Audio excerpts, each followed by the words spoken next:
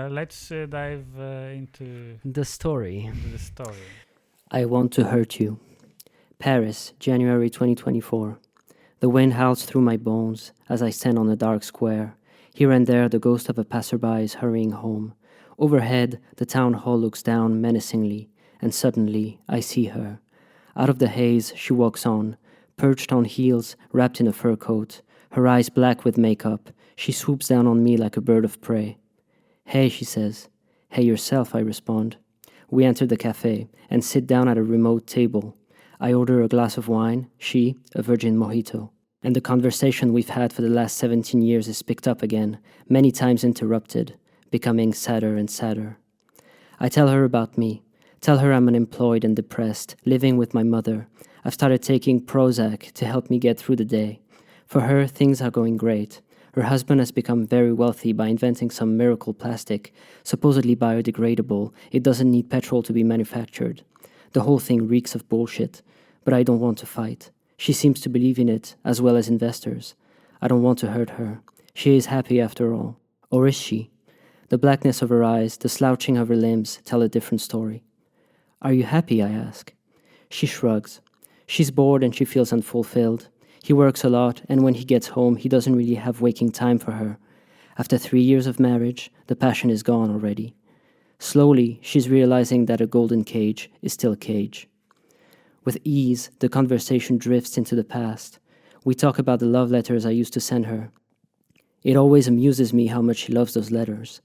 That ink has left a trace that stands the test of time.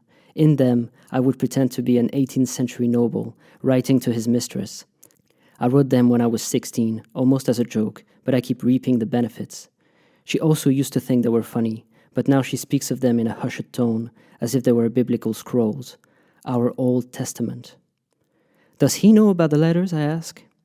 He's not interested in my past, she says, then pauses, but he's been asking to see them. She adds with a vague look in her eyes. Is he jealous? I ask with a grin. Oh no, she laughs. Other men are like bugs to him. Zing. I felt that. She wants to hurt me.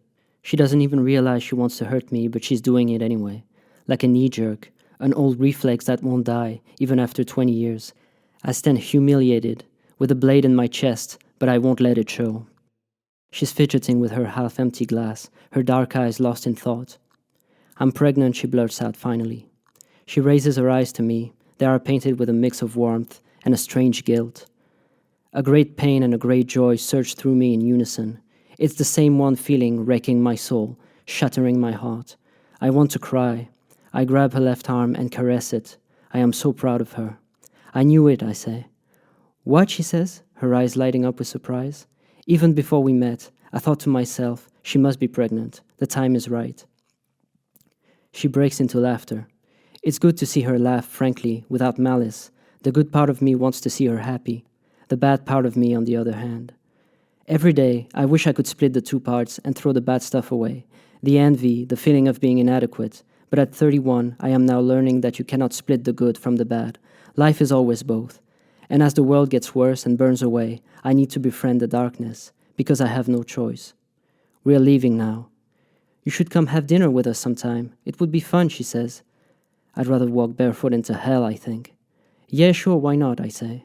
Her dark eyes are fixed on me instantly. Goodbye, she whispers. Bye, I answer back. This feels like farewell. Things will never be the same after tonight. The part that I knew of her has been slipping away for years, but now it's out of reach. Her heels turn away as she spreads her furry wings and finally flies off into the haze. I start walking in the opposite direction, aimlessly. I should get back to the metro, but I just can't face my own life right now. Instinctively, I drift down to the Seine, thinking it might quench my thirst for meaning. The streets are full of students partying. Their faces are getting younger with each passing year. How I envy them. They still have time to make all the right choices. A vision from the past splits my brain, like lightning. The sight of our two naked bodies intertwined in that apartment on the 6th floor. The night was red and heavy with thunder. Back when I was on top of the world. Back when he didn't exist. I have reached the water. I passed by a couple French kissing on a stone bench. She didn't need to tell me about the miracle plastic, because I already knew about it. Unemployment leaves a lot of time open for stalking and self-harm. You see, Mr. Husband has a blog wherein he exposes the logic to his madness. We do not owe anything to nature because nature does not owe anything to us. This is the opening line to his most interesting article. And by interesting, I mean absolutely horrifying, of course. The article is a textbook example of accelerationist slop, a 10-page drivel about how morals and caution are getting in the way of science, how science has made life better for everybody and will keep doing so, how all of our problems will be fixed by science and technology. And everybody who disagrees is a dirty Luddite or a religious zealot. Humanity is the universe looking at itself, after all. Our goal should be to transcend nature and become the Ubermensch, whatever the cost may be. So why worry about destroying a few million species? What are they to us but imperfect beings standing in our way? We have to transcend. And by we, I'm guessing he means people like him, not people like me. It doesn't matter what I think. It doesn't matter that this horrible, twisted version of humanism is driving us to our own destruction. It doesn't matter what I think. She said it herself. I am like a bug to him, trudging aimlessly by the side of the road. He doesn't have to crush me. He doesn't even have to look at me. It doesn't matter what I think. I reach a large round pit on the bank. In summer it is filled with salsa dancers, but at this time of year it is deserted. I will not save the world. A song never saved anyone. It is just morphine for a sick mind. He can convince people that he will save them, that the solution to their problems is to keep doing exactly what they're doing. Who doesn't want to hear that? The system loves him and keeps rewarding him every step of the way, because he's so good at coming up with excuses. Don't worry, folks. Miracle Plastic will fix the world. In a world where the truth doesn't matter, good bullshit is like solid gold. Lately, the spite I used to feel for people like him has been turning into fear. He is the future. He's going to keep growing richer and more powerful with each passing decade, leaving people like me by the side of the road, helpless to stop him. He is the new man, without morals, without history, only destruction, bigger, faster, always better. Who am I kidding? I can never give her what he can. We aren't cut from the same cloth, he and I. I will never have the courage to get married and have kids. In a world that is trying to destroy everything I am, I just don't stand a chance.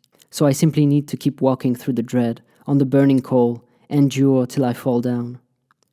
What will I do when my mother is gone?